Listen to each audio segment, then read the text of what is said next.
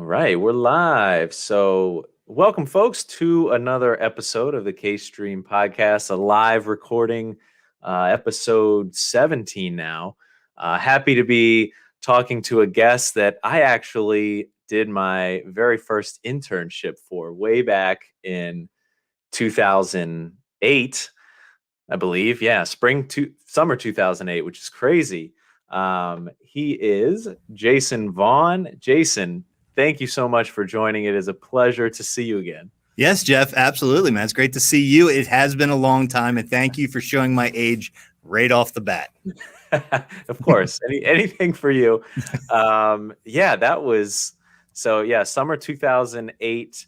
It was an internship for the Aberdeen Ironbirds. So, you spent quite a bit of time with them, and now you're at CVW Event Productions in Washington, D.C. But so tell me, just do a brief intro for yourself, kind of where you started and how you ended up where you are. Well, how I ended up where I was, actually, I ended up here before I ended up at Ripken Baseball and the Ironbirds. Went to Salisbury University back in the olden days, graduated in 2000. Everybody that age that has a background in sports like I did, I was a soccer player growing up and a lacrosse player, wanted to be on Sports Center. I thought I was going to be a sportscaster. Did that for my 4 years in college. And when I graduated, I realized those jobs are few and far between. And while I felt I was pretty decent at it, I kind of fell in love with production. At the very tail end of my undergrad, we started broadcasting games.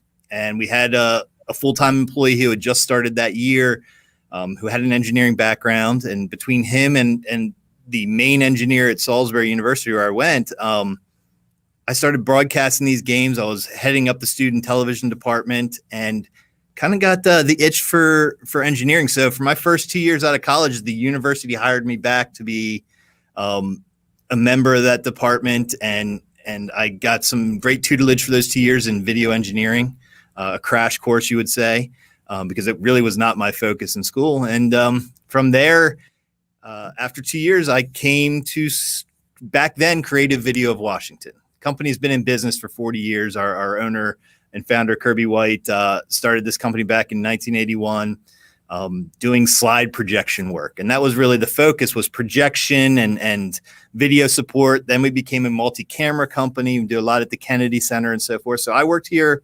in my first go around from 2002 to 2006. And it was a lot of multi-camera work. We do a lot of convention work.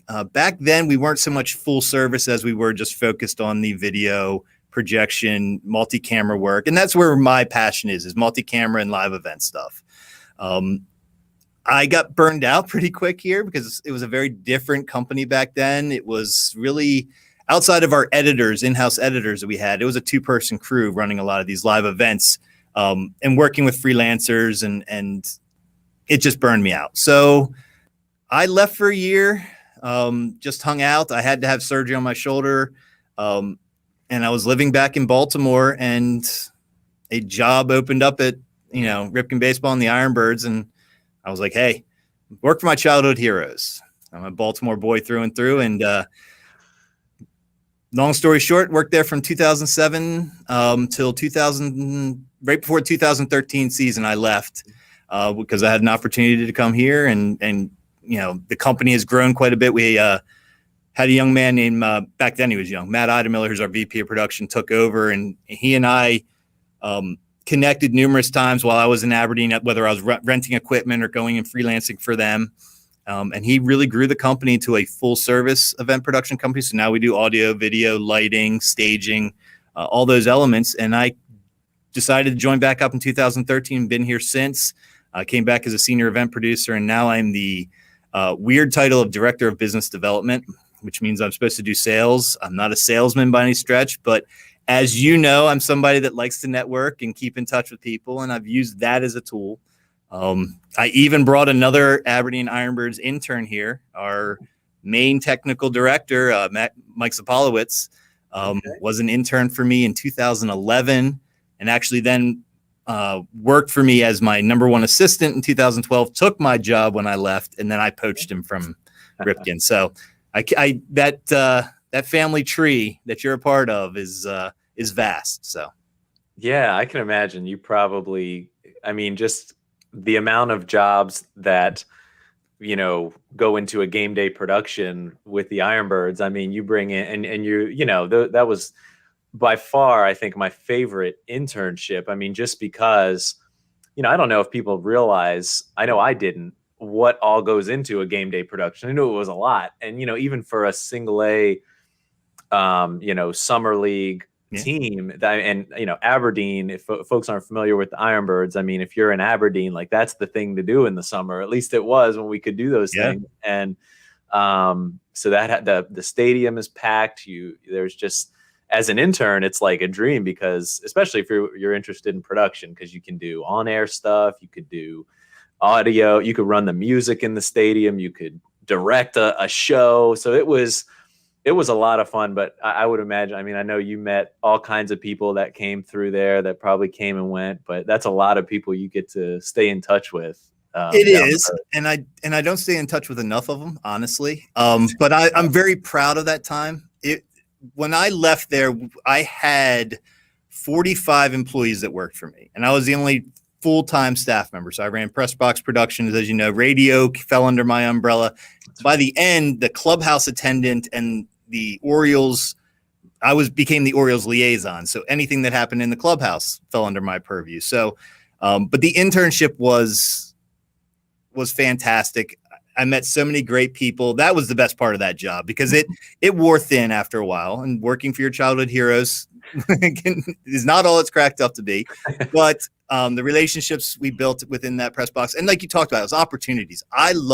Back then I loved teaching. I didn't realize it was going to be quite what it was when I took the job, but we had sold out every single game in our existence leading up to my hiring. That was 5 seasons at that point. And they held me to a standard of, we want this to be the major leagues within a minor league scope. So we were doing full game broadcasts, as you remember, with a minimum of 3-camera switch, a 4-camera switch, actually. And then, all the game entertainment on top of it, like you talked about, music, radio. But I sold kids every year on, hey, you're going to get an opportunity. It's going to be hands-on, because I cannot do it all. And I proved that mightily of those 7 seasons. But it was a blast. And like, it was loose. You'll probably remember. And it got even more loose after you left. But we had a great group of people, and it was a lot of fun. And, I will always think back fondly to those years. I'm sure. And I mean, thinking of like how you have to be able to loosen up every so often, man. I remember, again, I was the internship with the Ironbirds was my introduction to game day production, for any kind of sport. And man, I just remember sometimes the tired look on people's faces in prep for the season. Sure. And just, I'm sure you couldn't even count the number of hours that you probably spent in that press box, but just so much went into that. So many elements to it. And I would imagine, I remember at times it was necessary and needed to loosen up in that press box and play the fun music, cheer, even though you're not supposed to cheer for the team, yep. All those moments are needed. Absolutely. And long season, but I'm a glutton for punishment. I mean, going from baseball to live events, it's the same lifestyle. It's a lot of long hours up until the pandemic. I mean, pandemic has made life super easy for us. I feel like I'm white gloving every day, because in a live event, we're going into a show either the day before or early that morning and completely setting up the look and feel of a gala event or a conference and convention and so forth. That's what our history is. And we're leaving, everyone comes for a 2-hour event or a 3-hour event. Mm-hmm. But that whole day ends up being 16, 17 hours for the production side of it. And then you're right back to packing the next truck and going to the next one. So, yeah, I was going to say with the baseball team, you had your setup. Once things were set up, at least, you didn't really have to move the cameras or, you weren't breaking down and setting up every single night throughout the summer. But I know, talk a little bit about, one big difference that you mentioned, when you were able to do live events or live event production, it's not just the event. There is a lot of setup and breakdown that goes with it. But what are some of the big differences from going from the sports world to the company you're with now? Yeah, there's not too many tremendous differences. Sports can be a lot more fun. That being said, Aberdeen was never good at baseball in all those 7 years I was there. So you weren't watching good baseball. These are kids right out of college or high school. Most of them names you would never have heard reach the big leagues. But it's all storytelling. And that was the biggest thing with sports and within live production. I mean, I have a background in broadcast. Broadcast to me is live events. I've never been good at capturing video and recording it and then editing it and spitting it out. I felt it loses that element of realness to me. So I've always loved telling a story through live events. So whether it's baseball, the PA announcer and what they're doing, the video board and the tool that it can be, or the broadcast. Very first webcasting I ever did and learned about webcasting was with the Ironbirds. I mean, it was with Ripken Baseball, because minor league baseball, that was their tool to get their product out to the public. There aren't many minor league teams that have broadcasting partnerships, maybe locally in news, but at Ironbirds level, it's not. So, MILB.TV was the tool. So that was the very first time I ever, plugged the camera into a computer and pushed it out. It was old Adobe Flash products, and which again shows my age since that's now gone. But it's all telling a compelling story. The tools for me are just different than a normal video producer. I use those screens to amplify the messaging. So my whole thing is, whether it's sports, it's telling that great story of the game. Sponsors are a big portion of it. It's money behind it. Got to get that messaging out. It's the same thing for live events. It's telling a core message to folks. It's normally has a financial backer behind it that's expecting something, and you're also trying to bring money in. And it's the same business when it's scaled down, but sports can be a lot more fun. That's interesting. You mentioned about the just live versus like pre-recorded, edited, produced video, and just the authenticity. It comes out so much more in a live production. And I've found, I've been doing live streams almost daily to social channels for my full-time employer, and sometimes when the guest can't make it or can't do something live, since we have a set time we go live every single day, if they need to do something pre-recorded, I'm always sure to say, all right, well, we need to do it live to tape then, because we, before putting that in place, it was just such a difference in, you lose something when it's when people know that they're being recorded, that they have an opportunity to correct something if they make a mistake. Whereas live, I feel like you see more personality, you get more emotion, and it's more authentic because you just kind of have to, if you screw up a word or something, you just have to keep going, and it's not a big deal. I mean, in this virtual world with all the virtual events we're doing, we're dealing with that on a day-to-day basis with our clients of, oh, we can edit out this ums and ahs. And I was like, no, okay. If we were not in a pandemic, we would be at the Building Museum or the Kennedy Center, and you'd be delivering that same message up on stage. And if you stumble, that stumble is there. You really should treat this the same way. So I love the live to tape analogy you mentioned, because that's how I push all of my clients. If we have to pre-tape, I want live to tape. I don't want it over edited, because they're not thinking about continuity of shots and having a cutaway shot. So then they come to me and go, well, can you fix this? I stopped here. I was like, well, no, you have the same camera angle. So you're going to have a jump cut, or you're going to have a cross dissolve. If you had just stuck with it, it wouldn't be a big deal. We still have the opportunity to do multiple takes, but we tell people, we get a lot of panel discussions that pre-record. Unless something drastic happens, you're going all the way through. uh, we'll tell you what the drastic thing is. I can't have you stop and go, but yeah. Yeah, it does. That's a good point too about because if you if they want to redo something, like you said, well, there's not much to cut away to, or like a variety of shots to switch between. So when backtrack about a year or so ago, when the pandemic hit and kind of threw the world into chaos, I'm sure there was a brief time where you guys were just where everything kind of shut down. But, what was it like for your company, when COVID hit and you kind of realized you had to shift a bit to this virtual world? What was going on? Well, it was a scary moment. And it took us probably 2 or 3 weeks to realize it was a real moment. That this was going to be more than just a hiccup in things in a month opportunity. So we struggled, like everybody in our business did, really wrapping our heads around what to do after that kind of first month. We took the first month and a half to do a lot of continued education. That time we knew we wanted to keep everybody employed as long as we could, because so many of our partner companies or competitors furloughed right away. So we really challenged our people. You got to find things to keep you busy. And we have a great crew here. And, it's only about 10 people within our company and organization, but everybody really buckled down.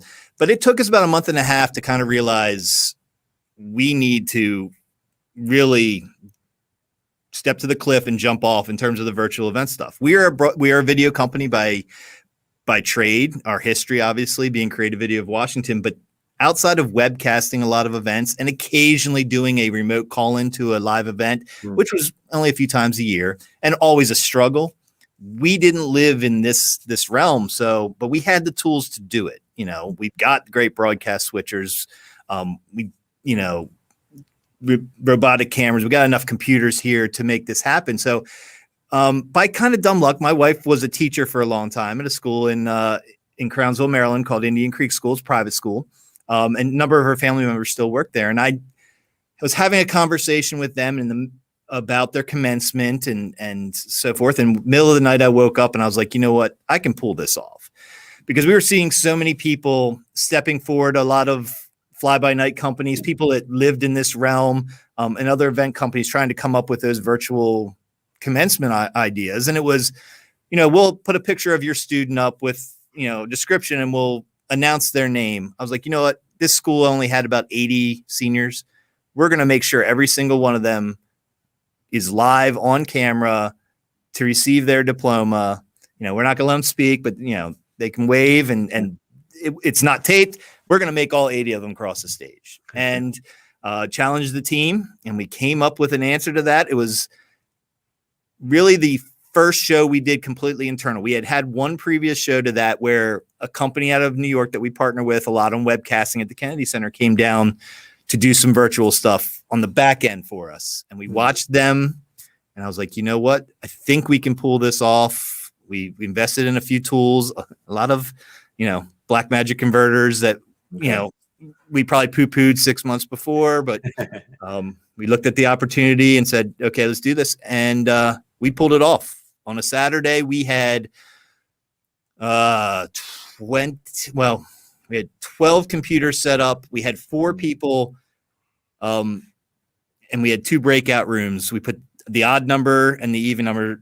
We numbered everybody, odds and evens, and they were just pinning people full screen. And we kind of figured out the science behind it. And since then, I want to say we mastered it, because no one masters this. There's a million ways to pull this off. There's a lot of great companies, a lot of them that you've talked to already. There's a million ways to do this stuff. Yeah. But I think we have found what works best for us with the tools that we have, with our team and their knowledge base, because we all had broadcast backgrounds. And we treat it more as a broadcast side of things, going through a true broadcast switcher. Every show that we do, there's a computer assigned to a virtual presenter, so they're full screen. We've invested in enterprise accounts with Vimeo to make sure there's redundant webcasting, because Vimeo didn't have that capability. unless you pay for the enterprise. Zoom's become a good friend of ours. They've unlocked the full HD 1080 capacity for us because we've been doing so much with them. But yeah, it's a never-ending learning session. Let me tell you that. It's every day there's a new challenge. Eventually somebody came to me and like, how do you, we want to do closed captioning. And I've done plenty of closed captioning for broadcast, but how do we make this work remotely when a captioner doesn't want to come in? And we figured that out. Prompting, remote slide control. It's all those questions that now everybody's figured out the answers to, but it took a little work. It's truly amazing in the last year just how the companies that existed pre-COVID enhanced their offerings and how many companies have just come out of nowhere with solutions to these problems. It's just like, I heard a great quote the other day. Somebody said something like, we've advanced 3 years and 12 months when it comes to live production. I mean, I was going to ask you about some of the tools you brought on, but it sounds like, you rattled off a few. And any particular, so, it sounds like the graduation, that's something certainly to be proud of because that kind of kickstarted things. It was a catalyst. Yeah.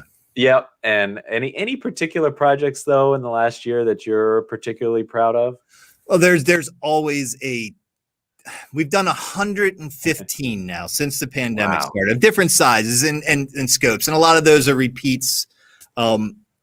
So all of them, pulling them all off, there's always a knock on wood at the end of it because, it's been the biggest thing is figuring out risk mitigation. And that's the biggest thing for our clients is, well, what if they disconnect? What is this? So we try to come up with redundancies in everything we do and so forth. But to answer your question, I don't want to leave any of my clients out, but I did a show for the Atlantic Council here in DC. It's normally a international event from Abu Dhabi they hold each year in January. I got a call 2 days before Christmas break that they were looking for help.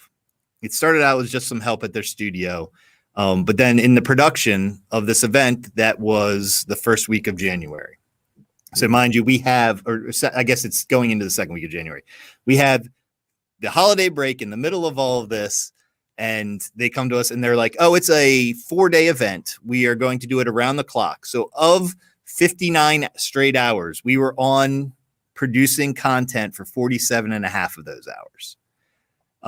I wish I had the thing in front of me to pull it up. Like the stats were ridiculous. There was 190 presenters that came across, all panel discussions of sizes, anywhere from 2-person, to 8-person. It was during the inauguration. So I'll tell you, it was into the third week because it was on inauguration was in the middle of this event. So we actually broadcast the inauguration with 2 folks from this group speaking about the inauguration. Prince Charles was one of the folks on the amongst many dignitaries. But yeah, that was an intense one because our crew worked around the clock for 4 straight days. Not leaving the office, to pull that one off. And it was intense and honestly, really no hiccups, which is rare for a 2-hour event where you don't have anything you can kind of report. And it was a great team of effort. Their team was fantastic and we had a blast doing it, but it was a challenge from the point they called till, we wrapped that production. So. That's amazing. And was that fully virtual? Fully virtual. And so you guys are operating all this out of your office headquarters and everybody else is elsewhere. Correct. Yep. And they were challenged with something very interesting. Their office was in the middle of the closed out zone for DC because of the inauguration, because of everything going on with that. They had to pivot and produced their main host from his home in Southeast DC. So we helped build a studio there, had to fight some of the limitations of home network and so forth, but it went off without a hitch. It was a fantastic program and a testament to a client that was open to suggestion and really partnering on something. Our crew here, kudos to them, but it was wild. From start to finish. That's all I can really say about it. It was intense to have that many people come through. And it was, and that one, they handled all their own tech checks. Normally we want to do technical checks. They handled all their own tech checks on the 190 people, and they did a darn good job of it. So Yeah, I guess so. No hiccups. That's awesome. Are you guys doing much in the way of hybrid events? I'm starting to see things as people get vaccinated, of course, and people start being a little more comfortable having stuff in person. Have you guys done any of that yet? Yeah, we've started. It started. I had my first virtual in December prior to the holidays. We actually had one pretty early in this up in Philadelphia, a medical conference where they had 10 or 15 total people in the room, and then 200 viewers at home. And they did remote productions. So remote presentations, they did pre-recorded presentations, and then they had live presentations from that space. So, and breakout rooms one of the afternoons. So we coordinated that all from a hotel in Philadelphia. And we will be doing that one again in Chicago. So those are starting to trickle in. Obviously, our studio space here is getting used now more than it had in a long time. We have a small, like 20 by 25 foot insert stage that had a chroma key wall, and we've always had one in our existence and wasn't getting a whole lot of use. We invested in a modular background that I have behind me, and our large inventory of monitors, hung them up, and now we're starting to get some of our clients trickling to make this their hub for their host, at least, while still having a lot of their folks attend remotely. But it's only going to grow. I think within the next year, you're going to see the hybrid model. And then I think for the next handful of years, webcasting, the live event is going to be a tool that a lot of people weren't taking advantage of in the live event industry. Some were, but not nearly as many as I think are going to be happening now. Just for those folks that, still don't feel, safe in those large crowds. As a producer, what challenges does a hybrid event present as opposed to something that is fully virtual? I tell you, the biggest thing right now that we're dealing with is internet connections, because a lot of these folks, event producers, are used to going into hotel ballrooms and working with hotels, and the live event company, privately owned company versus the hotel AV side of things has been a battle for years and years of, they're protective of their space and trying to find ways to limit an outside AV company coming in. We're always looking for ways to help our clients lower budgets and and work within those expectations. Now, because they've spent a year without getting work, just like we all have, they're very protective of their space. So event producers have to be very cognizant of internet connections, because that's where they're going to try to make their money. If they're not using their hotel AV, their internet connection costs can be something exorbitant, especially if you request what I think is a pretty nominal speeds, a 25 up speed if you're doing 2 streams and some remote conferencing. That's not a lot to ask for, but they're exorbitant prices. So it's controlling that expectation, coming up with other options, whether it's a bonded cellular solution like a live view or one of those types of things, just to give your clients options if they don't have the leverage with the hotels that they're used to. So yeah. Any and have you found that in some of the hybrid events you've done that folks tuning in remotely as opposed to in person are getting, obviously I think there's an expectation when you tune into an event remotely, at least right now, but being able to give the audience a similar experience to what those in person are getting? Sure. It's always a concern. But like I said, I try to, and this is my personal feelings on it, it's all about the storytelling. I tell my clients, focus on your content. I will focus on getting that message out to everybody in the best form I can within time, budget, and all the normal constraints you face in this. And I harken back to this Philly show, having so many different experiences. I think what was nice is we had remote presenters. So we had presenters remoting in and presenting to the people in the live audience there as in home. I think as it becomes more hybrid, it's on producers and and production people to make sure those at-home experiences are as interesting as they can be. So those people aren't sitting at home going, oh man, this isn't for me anymore. This is all about those folks. So making sure the content serves dual purposes. And the nice thing is that's what we were doing in Aberdeen. This is what we were doing when we webcasted an event, from the Kennedy Center. It's got to serve a dual purpose. And I think I mentioned this to you, and when we were producing things for the video board, I said, we never want to do a live shot up to the video board at Aberdeen, because the folks in the stands are seeing a better view of the field than what we're showing them 400 feet away. With a wide shot, we want close up. So it's the same rules when we do an event production. We're doing IMAG to a large screen. We want close ups and so forth. It's almost on a producer. We produce a lot of our shows where it's a dual switch. We'll do a 2ME switch where the switch going to the folks at home is completely different than what's going to the screens. So the screens may have a close up and I might have a wide shot at home because I want those people at home to feel like they're seeing this grandiose view and not just a small window. So that's a lot of the things that production companies will have to take into consideration is, it doesn't necessarily mean, because it doesn't always fit, doesn't mean having two switches. Certain shows that's got to happen, but, coming up with ways to make sure within the budgets that you can deliver that experience. Yeah. And even things like making sure, if there's a Q&A portion, that you're not just giving you're not passing around a mic to the folks in the in-person audience, that you find a way to take remote questions, Sure. From that audience as well. But that's all awesome info, Jason. I don't want to take up much more of your time. Where can people learn more about the company? Sure. Well, CVWEvents.com is our website. Social media wise, there was a guy that had CVW Events on Twitter and I couldn't get it from him, but at CVW Event Prod, PROD, on most of our social channels. And then I'm at Jason at CVWEvents.com. If anybody ever had any questions or needs from me.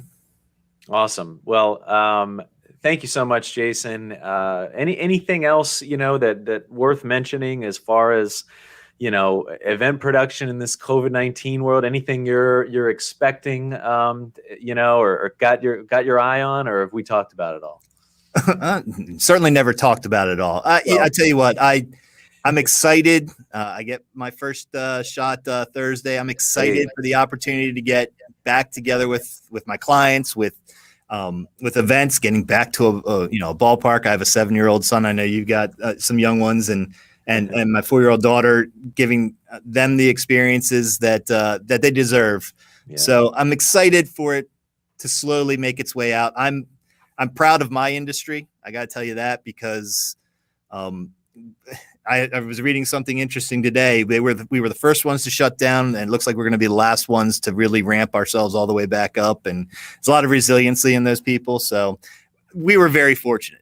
We had the video history. So many of these companies don't have that infrastructure in place and weren't able to pivot the way we were. So I'm glad a lot of them are holding on, because competition is what makes us all better. But lastly, Jeff, I just want to say kudos to you for the podcast and taking this on and doing a passion project like this. I don't know if you remember Maverick, the PA announcer, when you were at Griffin. We used to have a podcast together many years ago, and I know how daunting and challenging this is. So congratulations. I'm 17. You got to get to, I think, 56 to catch us. So 56. Okay, yeah. Wow. Yeah. I'm taking a baby step. Somebody told me rarely people get to 10. So I got that milestone. I'm feeling good. So the next one's 56. That's a nice jump. Yeah, there you go. There's a challenge for you. Yeah. Right, yeah. Man. Well, thanks so much, Jason. It's been a pleasure catching up. And hey, it seems like things are changing daily almost. So we'll find a reason to get you back on. Absolutely, Jeff. Anytime, man. I'd love to. Right.